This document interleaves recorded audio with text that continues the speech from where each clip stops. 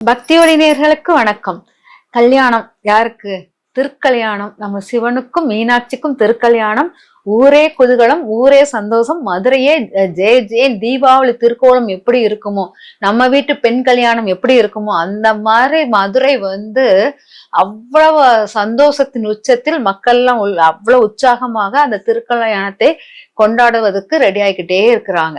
அந்த திருக்கல்யாணம் அவ்வளோ அற்புத சக்தியானது. அதாவது மீனாட்சி தாயார் தன்னை ஒரு பெண்மையாக உணர மாட்டாங்க. அவங்க ஒரு ஆண் தன்மையில் போரிட்டு, அதாவது முதல் புரட்சி பெண்ணாலே மீனாட்சி தாயார் தான். அவ்வளோ போர்க்குணம் உடைந்த ஒரு பெண், அவ்வளோ தைரியமாக ஸ்ட்ராங்கா அந்த மதுரை மண்ணில் அம்பாள் மீனாட்சி எழுந்திருந்தது நம்மளுடைய பாக்கியம். அவளை ஆட்கொள்ள நம்மளுடைய சோமசுந்தரேஸ்வரர் இருக்கிறார் இல்லையா, அவரை பார்த்தோன்னே அவளுடைய ஆண் தன்மை மறைந்து பெண்மையாக மாறி முழுமையான வெக்கம் ஞானம் எல்லாம் அவ கூடயே வந்துருச்சு. அவ நம்மளுடைய சோமசுந்தரேஸ்வருடைய மனம் முடிக்க தயாராயிட்டா. அதுவும் இந்த மே 8ஆம் தேதி. அந்த மே 8ஆம் தேதி மீனாட்சி திருக்கல்யாணம் பார்ப்பதற்கு கோடி கண்கள் இருந்தாலும் பத்தாது, அவ்வளவு அற்புதமாக இருக்கும். அதை பார்க்கும் பாக்கியம் யார் பெற்றாலும் அவங்களுக்கு அவ்வளவு வளமான வாழ்க்கையும் திருமண வைபவங்களில் எந்த பிரச்சனையும் வராது. அவ்வளவு பெரிய சக்தி அந்த மீனாட்சி திருக்கல்யாணத்தில் இருக்கிறது. அந்த மீனாட்சி திருக்கல்யாணம் நம்மளுக்கு எவ்வளவு முக்கியம் அப்படிங்கிறது நம்ம அந்த மீனாட்சியுடைய மதுரை ஆண்ட மீனாட்சி அம்மன் இருக்கிற அந்த மண்ணில் அந்த பெண்களுக்கு தெரியும். அந்த பெண்களை கட்டின எல்லா கணவர்மார்களுக்கும் தெரியும். அவ்வளவு போல்டா, அவ்வளவு ஸ்ட்ராங்கா, கணவனையும் மதிப்பா, அதே மாதிரி தன்னுடைய பெண்மையும் விட்டு கொடுக்காமல் வலிமையாக இருக்கக்கூடிய பெண்ணாக இருப்பாங்க மதுரை பெண்கள்.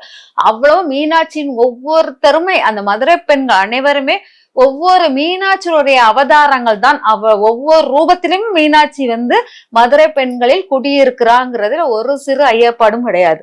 அதே போல் அந்த மதுரையில் மீனாட்சி திருக்கல்யாணத்தில் கள்ளழகருக்கும் மீனாட்சிக்கும் ஏற்படும் கள்ளழகர் மீனாட்சி திருக்கல்யாணத்தை கோவிச்சுட்டு போறது, இது பங்காளி சண்டைகள். அதுவும் மதுரையில பஞ்சமே இருக்காது, அவ்வளவு பங்காளி சண்டைகளும் அங்க இருக்கும். அந்த கதையினுடைய தன்மைதான் அந்த மதுரையினுடைய வரலாறு, பெண்களுடைய வாழ்க்கை வரலாறும் அதுலதான் அமைஞ்சிருக்கு. அவ்வளவு அற்புதமான அந்த திருக்கல்யாணத்தை நம்ம பார்ப்பது ரொம்ப புண்ணியம் செய்திருக்கணும். நம்மளால நேர்ல பார்க்காட்டா கூட டிவில கூட நமக்கு லைவ்ல போட்டுக்கிட்டே இருப்பாங்க. அதை உட்காந்து விரதம் இருந்து பார்க்கும் போது கூட நம்மளுக்கு அவ்வளவு பவர் கிடைக்கும். ஏன்னா நம்ம லைவ்ல தானே பார்க்கணும், டிவில பார்க்கணும், அதுல பவர் இல்லைன்னு நினைக்காதீங்க. அதை பார்க்கும்போது நம்ம உள்ளுணர்வு நம்மளுடைய மீனாட்சி ஆட்கொண்டு கொண்டே இருப்பது நம்மளுக்கு உணர முடியும். அதனால எந்த பிம்பத்தில் பார்க்கிறோம் அப்படிங்கிறது முக்கியம் இல்லை. அந்த பிம்பம் நம்ம உணர்வோடு எப்படி கலக்கிறது அப்படிங்கறத மிக முக்கியமானது. அதனால இந்த மீனாட்சி திருக்கல்யாணம் அன்று பெண்கள் நம்ம எந்த இடத்துல இருந்தாலும், வெளிநாட்டுல இருந்தாலும், வேற எந்த ஊரில் இருந்தாலும், எந்த விதமான பெண்கள், நம்ம மதுரை பெண் மட்டும் இல்லை, எந்த பெண்களா இருந்தாலும் மீனாட்சி அருளாசி புரிந்து கொண்டே இருப்பாள்.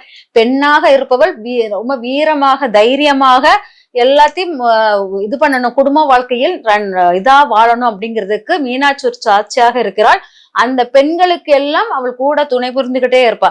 அதனால நம்ம எந்த பெண்ணாக இருந்தாலும் மீனாட்சியை மட்டும் நம்ம வணங்கிட்டு அந்த திருக்கல்யாணம் அன்று நம்ம விரதங்கள் மேற்கொண்டு, மீனாட்சி திருக்கல்யாணத்தில் விரதங்கள் மேற்கொண்டு நம்ம தாலிச்சரடை மாத்தணும்னு வச்சுக்கோங்களேன், திருமங்கல்ய பாக்கியம் மங்கள பாக்கியங்கள் அந்த எல்லாமே நம்மளுக்கு உண்டாகும்.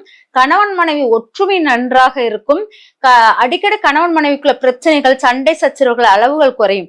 இது ஒரு வருடத்துக்கு ஒரு தடவை இது நம்ம ஆக்டிவேட் பண்ணிக்கிட்டே இருக்கணும். முதல்ல திருமண சரடை, அதாவது தாலி சரடை நம்ம மாத்துறது வருஷத்துல 3 தடவை மாத்தலாம்.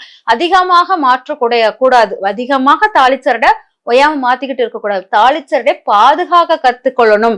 தாலிச்சரடைக்கு மஞ்சள் பூசுறது, அதோடைய நறுமணம் வருவதற்காக மல்லிப்பூ சுத்தி கொள்வது, மஞ்சள் குங்குமம் வச்சுக்கிறது, இந்த மாதிரி தாலிச்சரடை ரொம்ப பாதுகாத்துக்கிட்டே இருப்போம். அந்த பாதுகாப்பு திறன் நமக்கு இருக்கணும். விளைஞ்சி அடிக்கடி தாலிச்சரடை மாத்துவது கூடாது. வருஷத்துல 3 தடவை மாத்தலாம். அந்த 3 தடவையில் மிக அற்புதமான தருணம் இந்த மீனாட்சி திருக்கல்யாணத்தில் மாற்றுவது ரொம்ப அற்புதமாக இருக்கும். இது நம்ம காலையில இருந்து விரதம் இருந்து மீனாட்சி திருக்கல்யாணத்தை பார்த்துட்டு அதுக்கும் நம்ம தாலிச்சரடை மாத்தும் போது நம்மளுக்கு எல்லா அம்சமும் நம்மளுக்கு கூடி வருவது போல இருக்கும். சரி, முதல்ல காலையில எந்திரிச்சு குளிச்சு நல்லா புத்தாடையெல்லாம் உடுத்திட்டு விரதத்தை ஸ்டார்ட் பண்றோம். மீனாட்சி போட்டோ இருந்துச்சுன்னா, மீனாட்சி அம்பாள் போட்டோ இருந்துச்சுன்னா அந்த போட்டோவை எடுத்துக்கோங்க. அந்த போட்டோல மாலைகள் பூக்கள் எல்லாம் வச்சுக்கோங்க. நீங்க எந்த தாலிச்சரடை மாட்ட போறீங்கன்னு நினைக்கீங்களோ அந்த கயிறை மீனாட்சி அம்மன் போட்டோல கட்டி வச்சிருங்க. மல்லிப்பூ சுத்தி கட்டி வைங்க. கட்டி வச்சுட்டு அப்புறமா நீங்க வந்து விளக்கு ஏத்திட்டு மீனாட்சி திருக்கல்யாணத்தை பாருங்க. கொஞ்ச நேரம் மீனாட்சி திருக்கல்யாணம் மாலை மாற்றுதல் எல்லாத்தையும் பார்த்துட்டு அப்புறம் மீனாட்சிக்கு நம்ம வந்து தடபுடலான விருந்து சாப்பாடு ரெடி பண்ணணும். ஒரு பக்கம் கோயிலே ரெடி பண்ணிட்டு இருப்பாங்க, நம்ம வீட்டில் நம்ம மீனாட்சி நம்மளை தேடி வந்திருக்கா அப்படிங்கிற மாதிரியும் மீனாட்சி சுந்தரேஸ்வரர் நம்ம வீட்டுல விருந்துக்கு வர்றாங்க அப்படின்னு நினைச்சுக்கிட்டு அவங்களுக்காக நம்ம தடபுடலான சைவ உணவுகளை தயார் பண்ணணும். வடபாயாசத்துடன் நம்ம தயார் பண்ணணும். வாழை இலையுடன் பரிமாறணும். அப்போ அந்த நல்ல தடபுடலான சாப்பாடை எடுத்து மீனாட்சி திருக்கல்யாணத்தை பார்த்த பிறகு அந்த இலையை வைத்து அம்பாளுக்கு வந்து பரிமாறுறோம். பரிமாறிட்டு அதுக்கப்பிறகு நம்ம வந்து அவர் சுமங்கலி பெண்கள் யாராச்சும் இருந்தாங்களோ அவங்கள கூப்பிட்டுட்டு அவங்களுக்கு சாப்பாடு கொடுத்து அவங்களுக்கு தாளிச்சரடு அதெல்லாம் கொடுத்து அவங்க பாத நமஸ்காரம் வாங்கிட்டு அதுக்கப்புறம் அந்த மீனாட்சி அந்த கழுத்தில் உள்ள அந்த படத்தில் உள்ள தாடி இருக்கு இல்லையா, அந்த தாலியை எடுத்து கணவன் கையில் கொடுத்தோ இல்லாட்ட உங்க மாமியார் கையில் கொடுத்தோ கெட்ட சொன்னீங்கன்னா அந்த திருமாங்கலை சரடு மாற்றுதல் உங்களுக்கு சிறப்பாக இருக்கும்.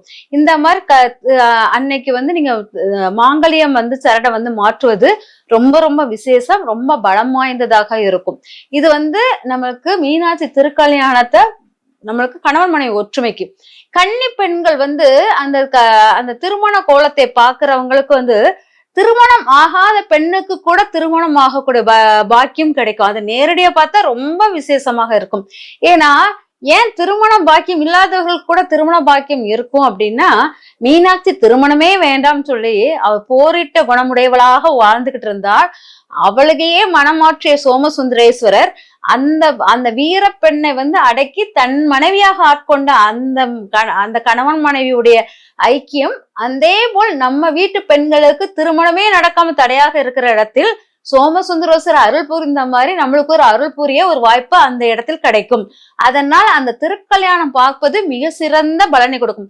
கன்னி பெண்கள் அல்லது ஆண்கள் யாருக்கு திருமணம் ஆகலையோ மீனாட்சி சுந்தரேஸ்வரருக்கு திருக்கல்யாணத்தை போய் நேரா பார்த்தாலே உங்களுக்கு திருமண வாய்ப்புகள் கூடி வரும். அது அவ்வளவு அற்புத சக்தி வாய்ந்தது. அதனால இந்த மீனாட்சி திருக்கல்யாணத்தை பார்க்கறது மட்டும் இல்லாமல் வீட்டில் ஒற்றுமை நன்றாக இருக்கும். அதாவது பங்காளி சண்டை இதெல்லாம் இருக்குல்ல, இதெல்லாமே போக்கக்கூடிய மிகப்பெரிய சக்தி மீனாட்சி திருக்கல்யாணத்தில் இருக்கிறது. அதனால அந்த இடத்துல போய் நீங்க வந்து அந்த மண்ணை தொட்டாலே உங்களுக்கு எல்லா ரொம்ப அதாவது உஷ்ணம் ஆக்ரோஷம் உள்ள இடம், அதை அடக்குவதற்காக அதை சாந்தப்படுத்துவதற்காக மீனாட்சி அவதாரம் எடுத்திருக்கா. அவளை ஆட்கொள்வதற்காக சுந்தரேசன் வர்றாரு. சுந்தரேஸ்வரர் வரும்போது வைகை ஆற்றும் உருவாகுது. இது எல்லாமே அந்த மக்களை வந்து சாந்த சமாதானப்படுத்துவதற்காக உருவாக்கப்பட்ட ஒரு அவதாரங்கள் அப்படிங்கிறத தெரிஞ்சுக்கோங்க. அப்போ அந்த அவதாரம் வந்த நோக்கம் வந்து என்னன்னா அமைதி நிலையை நிலைநாட்டுவதற்காக இவங்க வந்து இதெல்லாம் பண்ணியிருக்காங்க. இந்த இடத்துல நம்ம வந்து உட்கார்ந்து இறைவனை வழிபாடு பண்ணும்போது நம்ம வீட்டில் உள்ள இந்த பூசல்கள் சண்டைகள் எல்லாம் இருப்பதெல்லாம் அகன்றுவிடும், தவிடு பொடியாகிவிடும். இதெல்லாம் நம்மளுக்கு தவிடு பொடி ஆகக்கூடிய இந்த விஷயத்தை நம்ம வந்து மனதார இறைவனை அதாவது மீனாட்சி சுந்தரேஸ்வரர் வழிபடும் போது சிறப்பாக இருக்கும். அதுவும் நம்மளுக்கு வந்து அந்த மீனாட்சி சுந்தரேஸ்வரர் இந்த தாலிச்சரடை மாத்தும் போது நம்ம அணிய வேண்டிய உடையின் கலர் வந்து பச்சை கலரும் மஞ்சள் கலரும் உடுத்துவது மிக சிறப்பாக இருக்கும். இது ரெண்டு புடவையும் நம்ம அது வந்து ரொம்ப மீனாட்சிக்கு பிடிச்ச கலராகவும் அதை எடுத்துக்கலாம். அதனால பச்சை மஞ்சள் கலர் பொடுத்தி உங்க தாலிச்சடை மாற்றுவது மிக சிறந்த பலனை கொடுக்கும். நிறைய பூக்கள் வைத்து அலங்காரம் பண்ணி மீனாட்சி வழிபாடு பண்ணீங்கன்னா இன்னும் அவள் மகிழ்ச்சிகரமாக உங்களுக்கு எல்லா அருளும் அள்ளி கொடுப்பாள். அதனால மீனாட்சியின் திருக்கல்யாணத்தை பற்றி எல்லா மங்கள விஷயங்களும் உங்க வீடியோ வந்து அடைய வாழ்த்துகிறேன். நன்றி, வணக்கம்.